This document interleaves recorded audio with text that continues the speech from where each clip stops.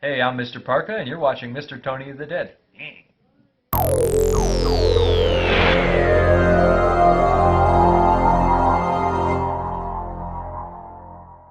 Hey everybody, what's going on? Mr. Tony of the Dead here, and I have another movie review for everybody out there. And this one's going to be on Day of the Animals. This is from Severin Films, and it's written and directed by William Girdler. This movie follows a group of people, and they are going up into the mountains, just to rough it out for a while. And before they go up there, there's these reports of, hole in the ozone layer from the products that everybody's using. And, they don't really think anything of it, but as they get up there, the animals are starting to act a little bit weird toward them and aggressive and just totally out of the ordinary. So it goes from there, and it keeps getting worse. Movie's from 1976, and it is about 98 minutes long. And it's a pretty smooth 98 minutes, I gotta say. It keeps your interest. It's a very it's kind of, I guess I could say ahead of its time, because they were talking about, in 1976, when they first discovered back then, how all the products we're using is putting a hole in the ozone layer, and it was all new, so nobody knew what was going to happen. So the scientists were saying, well, if this continues to go on, this movie is a scenario of what could happen. They're not saying this will happen, but it's just a possibility. You never know, it could happen. So being that there's this hole in the ozone layer and the sun's rays and that, it's getting down further onto the earth, it's making the animals act weird at the higher elevation. So they say, if you're at 5,000 elevation, it's pretty bad, and then the lower you get, it gets better. And when they're going up on this hike, this group of people, fantastic group of people, all totally different types of people. There's a bit of weird kind of group of people, the mother and the kid. There's an ex-jock, there's an advertiser, there's a new anchor woman, there's a professor. Almost sounds like Gilligan's Island in a way, but the movie star, the professor, and Marianne. No, here on Tony's Isle. No, but I don't know where I'm gonna leave that in. I'm gonna leave it in. I don't care. But yeah, there's really a great group of people in this. They all have their quirks about them, like the mother and the son. They're from Beverly Hills, so why she keeps saying your father should be out here. I shouldn't be the one doing this. Your father should be out here doing this. And so she's definitely out of her element. But then there's the couple, the guy and the girl, and then there's just a group of people, and they're all fun, interesting. There's this Native American guy that Leslie Nielsen plays. This guy, he's the can't think of his name in it, but he plays this guy in advertising. And this is before everybody knew him from Naked Gun and Cannon, Airplane, and any of the funnier movies. He's a jerk in this, a complete jerk. It's he keeps calling the main guy, who's played by Christopher George. He's the one in charge of this group. He keeps calling him Hotshot. That should be a game in every movie. I should anymore, when I see something that I review, if I see something they mention over and over and over again, they should take a shot. He calls him Hotshot in this movie so many times, it's annoying. And it's because he's being cocky to him, oh, because he thinks he knows, what you're doing. Then where's our food? What's going on with this, Hotshot? And he keeps calling him. It's annoying. And then the the Native American, but I was gonna say something that he said. He calls him it's because you're an Indian, and blah blah, ha, Kimosabi. He kept calling him Kimosabi, and it's even then though, he's like, can't you say my name? Or he's oh, I'm just kidding around with you. I'm just trying to be funny. And then the other guy goes, it's not funny. So they were even addressing issues like that back in this movie, which why I say this is ahead of its time, with the ozone layer, how it's affecting us, how things could happen, the animals going out of their fucking minds, getting angry, and you're in their territory where normally they would pretty much kind of leave you alone. They'd probably be more afraid of you than you are them.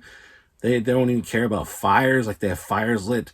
They don't care about that. They travel in packs when, like, certain, like, one of the animals, like, don't do that. They are all kind of working together, and they don't say it. I think in my head, in this movie, the birds are calling the shots. Those fuckers are the first thing you see, and they're like on top of they see what's going on. They're on top of a tree, and they'll just be like looking in that, and they'll like do their screech or whatever, and then they'll show like the rest of the animals all start moving in that. It's like, it's as if the birds are going like, okay, go, they're right over there, and come on, go, and they're right over there, and they just listen. It's like pretty cool. Like, it's scary too. It's like, all the animals, and that's the other thing too. They went up on this trip, like I said, to rough it out. They have limited amount of food because there's supposed to be a food drop off when they get up there.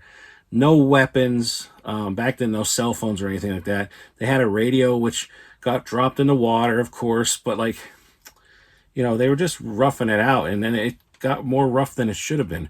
But I think it was gonna be like I don't know how long, like a 2-week thing that they were doing this. It seems like a long time to do this. It seems like they should have done it like over the weekend or something. I don't know, but yeah, Christopher George is like the guy in charge of bringing them up there. Lynda Day George is in this. Richard Jaeckel, Michael Ansara, Andrew Stevens, Leslie Nielsen, and like it even says on here, pre-airplane. But they had an interview with who is it on here? Andrew Stevens, I believe it was Andrew Stevens. No, I'm sorry, Bobby Porter. I remember that because my grandmother's main name was Porter, and I thought if I ever meet him, I have hey, are we related story, which I doubt. But he plays the kid in this, and he's supposed to be like 12 years old, something like that. And I saw him, his face looks a little older. I'm wonder if he's really, that age. And here, sure enough, he wasn't. He's just, he's small, and he's, kind of childlike looking in that. And he plays a good part. He's actually a stuntman too. He's done a lot of stuff. You look on his IMDb. He was actually in Land of the Lost. He was Stink. I believe it was Stink. And I was like, that's pretty neat. I vaguely remember Land of the Lost, but I do remember Stink. But he played that. He played like Battle for the Planet of the Apes, and stuff like that. He's done a lot of stunts, so he was even a stunt guy in this as well. He like had to make sure, like in the interview, Leslie Nielsen wanted to throw him because of his character. He's like, he asked him like several times, "Do you care? Do you care?" And he's like, "Yeah, that's why I'm here. Do it." So it was pretty cool. Like, he was one of my favorite characters in the movie. You really felt for him. And eventually things get worse between the groups of people in this. Anger start to flare, and because they're out there, all these animals, they attack here and there. And one girl gets pounced during the night and gets her face scratched open and everything by the I believe there was it a mountain lion or was it a vulture? I think it was the vultures or something scratched her open. That so they were gonna take her back down the mountain to get checked on, and there's still animals all over, so I'm not gonna say what happens or anything, but they were being watched, and so they're like, everybody's like, what's going on? Why is this happening? And the last thing we heard was this on the radio, and it's the sun rays. They're like, I think this has to do with the sun and the ozone layer, and so they're even starting to like, hey, that story makes sense now, and like the tempers are starting to flare between people in the group, and it's getting worse and worse. So it's very, very interesting how this works. And that's just what's going on in the mountain. In town, which is a lower elevation, things start to happen down there too. And there's like, dogs running around, like packs of dogs. And there's like where they are, there's like, a lot of rattlesnakes. And it's just like rats and all this kind of stuff.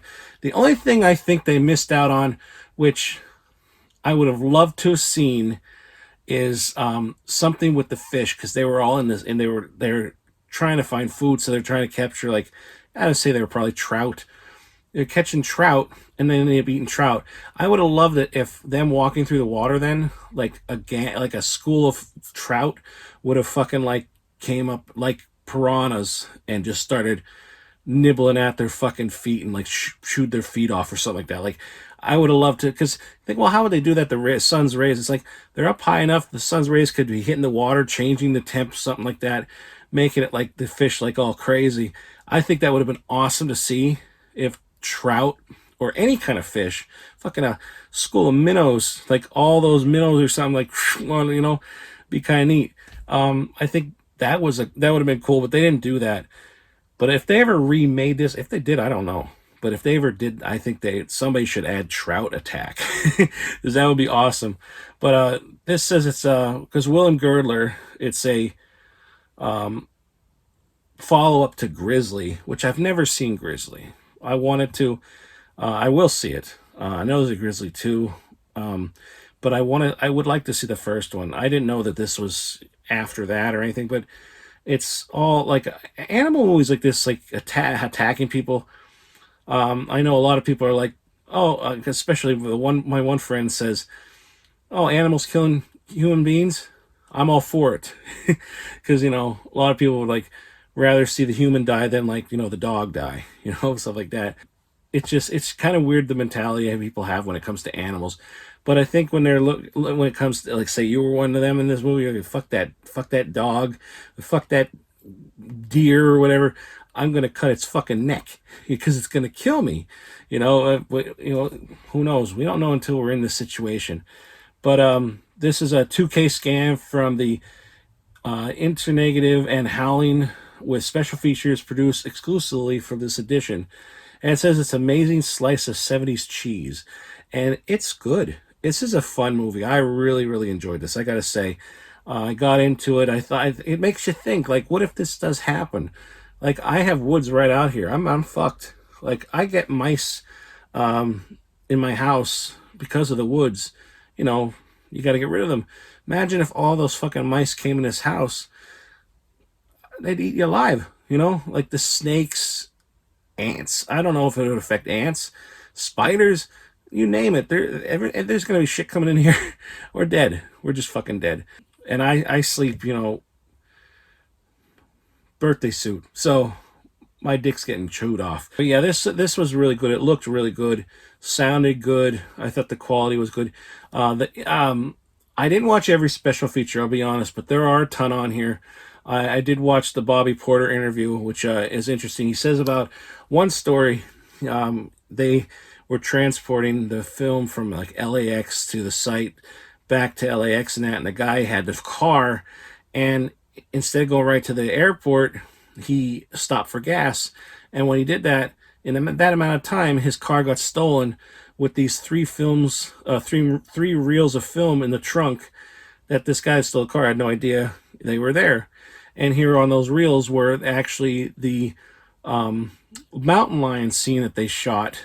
And, it's a whole day's work doing the mountain lion scene, and it got stolen. So they had to redo that shoot.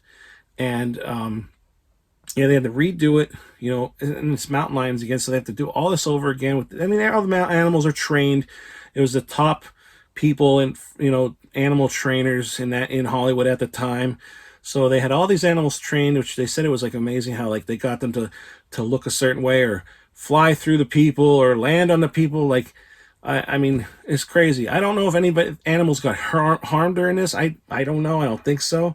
But sometimes it's amazing. Like the rats are jumping on this guy, and I kind of wonder, it's like, are they pulling them with like an invisible string onto him? Or I don't know. Should have probably watched the whole thing, but maybe they'll say it on here. I'm interested to see that, because I don't think they're getting hurt, but like it doesn't seem like how it would happen. But I know there's definitely a part where they're probably throwing one on his face, like real close. But I don't know. But yeah, this is a lot of special features on here. There's like Nightmare USA. USA author Stephen Thrower of the career of the distributor Edward L. Montoro. There's the interview with Bobby Porter. interview with actor Andrew Stevens, Monty Cox Unleashed, which is the animal wrangler, Lynda and the Animals, interview with actress Lynda Day George, there's a documentary, archival making of Day of the Animals featurette. It's 30 years later, which those are always fun to watch. Audio commentary with actors Lynda Day George and John Cedar, moderated by Evil Dead 2 co-writer Scott Spiegel. Audio commentary with Lee Gambin, author of Masquerade, by Mother Nature, exploring the nature horror film. Alternative opening title scene, Something Is Out There, but I didn't see that one. I saw Day of the Animals. There's radio spot, TV spots, trailer. Lots of stuff on here. Lots of stuff. I thought this was awesome. And the cover is awesome. I don't know if this is a newer cover or just another cover from back in the day, but when you open it up and then you pull the sleeve out, this is the cover I've seen. I like this one more because it's brighter, but it's really not much different than this. But that one I think is more eye-catching. I really like that one a lot. But you get, like, over here, you have some of the artwork, like the people here and that, like the little girl and that. But if you're on this side, you get different pictures. So there's something too. That's, at least they do that. Like, it's different on each side. But yeah, I think when I flip it back, I'm gonna put it onto this side. That's just how I am. But I like this side more. But it's very, very, very nice edition. I like it a lot. And this is just a Blu-ray in here, and like I said, right there. And the Blu-ray is region A, B, and C. So there you go. They're A, B, and C. But yeah, it's a great movie. I enjoyed it a lot. Now, it's not like scary where, you're going to like, have to hold somebody, or like you're so afraid unless you're, that's how you are. But it makes you think, it makes you like, hey, what if this could happen?